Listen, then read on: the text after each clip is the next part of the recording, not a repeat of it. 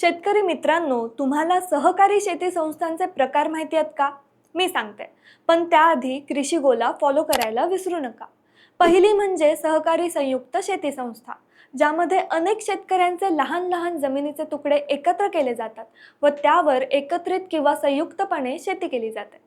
दुसरी आहे सहकारी सामुदायिक शेती संस्था, ज्यामध्ये लहान लहान तुकडे तर एकत्रित केले जातातच, त्याशिवाय शेती उपयोगी साधने, यंत्रसामग्री इत्यादी देखील एकत्रित केले जातात.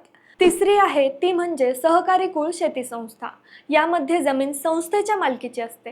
ही संस्था सरकारकडून किंवा मोठ्या जमीनदारांकडून विशिष्ट मुदतीसाठी भाडेपट्ट्याने मोठी जमीन घेते. या जमिनींचे लहान लहान भाग पाडले जातात व प्रत्येक भाग संस्थेच्या सभासदांना खंडाने शेती करण्यासाठी वाटला जातो.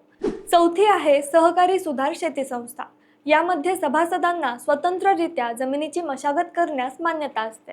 संस्थेचे सभासद संस्थेने दिलेल्या कर्जाचा व साधनसामग्रीचा फायदा घेतात आणि अधिकाधिक उत्पादन मिळवतात.